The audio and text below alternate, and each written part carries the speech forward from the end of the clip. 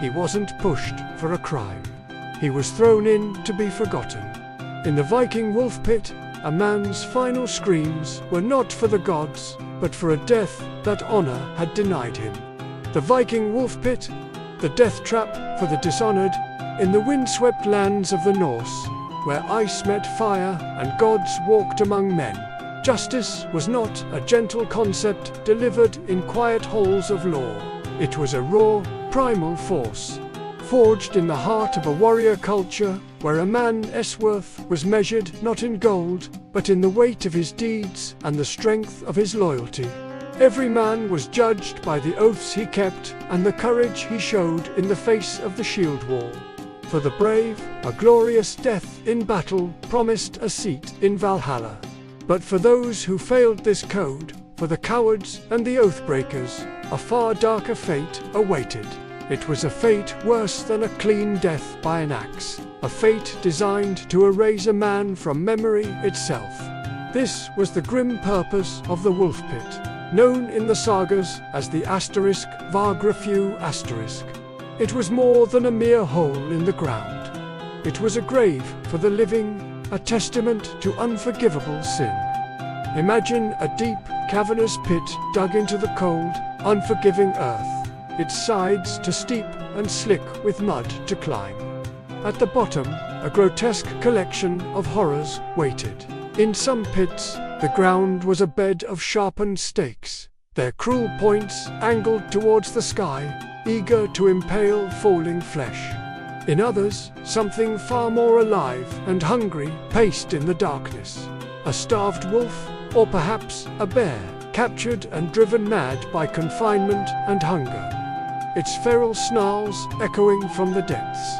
This was not a tool of execution.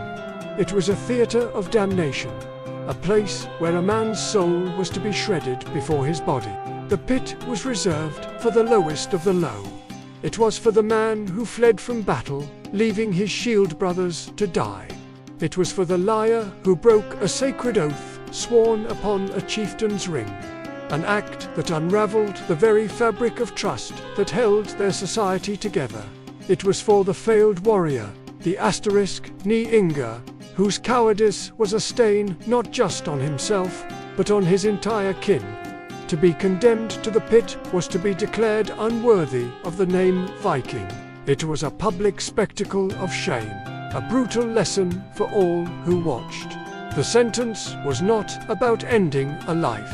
It was about destroying a legacy, ensuring that the condemned would be remembered only for their dishonor.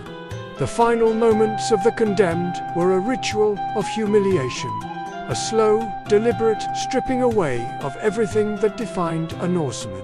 He would be dragged before the assembled clan, his hands bound tightly behind his back with thick leather cords.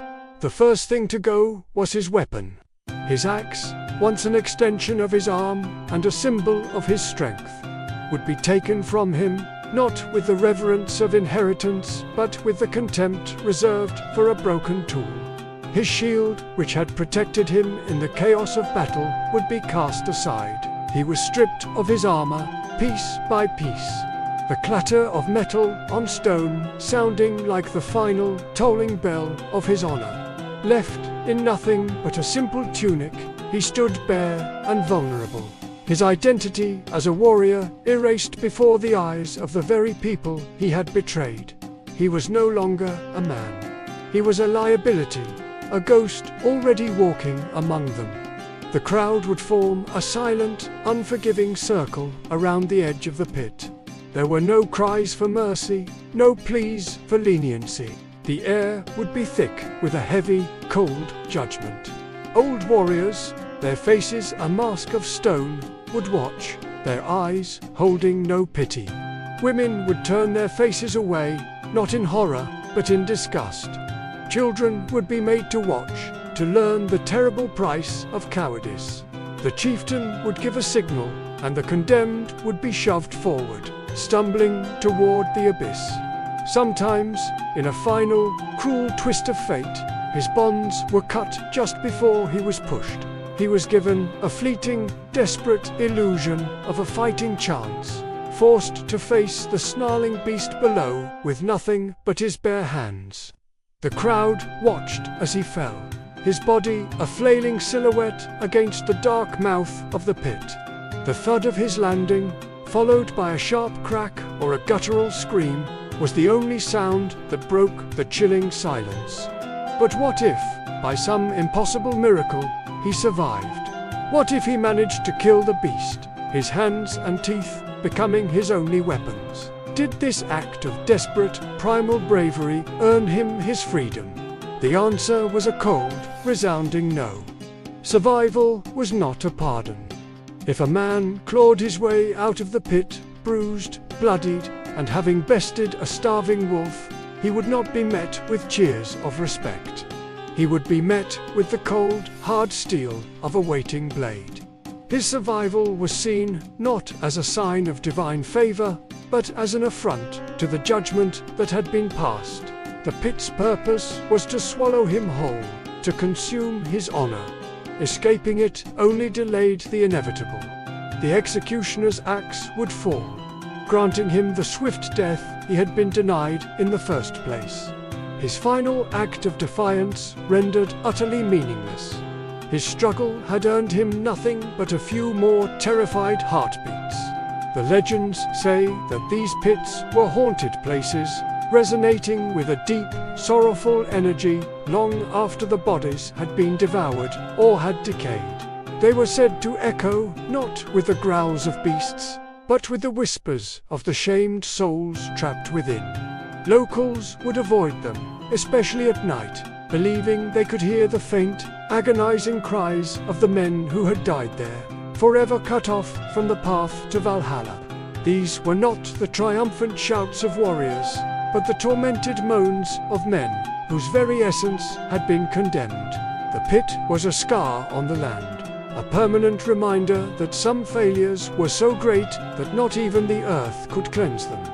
It was a place where the honorless were left to rot, both in body and in spirit, their memory a curse whispered on the wind. Do you see now? The true horror of the pit wasn't the fall, the stakes, or the teeth of the wolf. It was the certainty that this was the end of everything.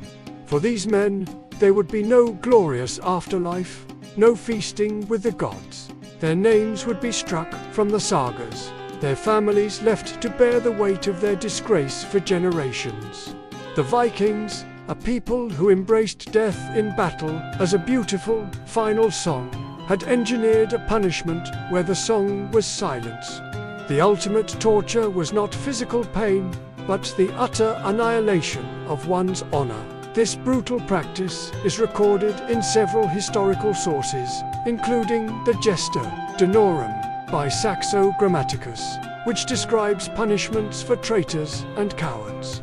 Archaeological findings of pits containing both human and animal remains across Scandinavia add a chilling layer of truth to these tales, suggesting these were not just stories told around a fire, but a grim reality of Norse justice. They stand as evidence of a culture that valued loyalty and courage above all else, and that punished the lack of it with an eternity of shame. To the Vikings, death was a release, a journey, a mercy. But dishonor was a prison without walls, a void from which there was no escape. It was forever. But what of those who were not cowards, but were falsely accused? What happened when a powerful Jarl used the pit, not for justice, but to eliminate a rival he could not defeat in open combat?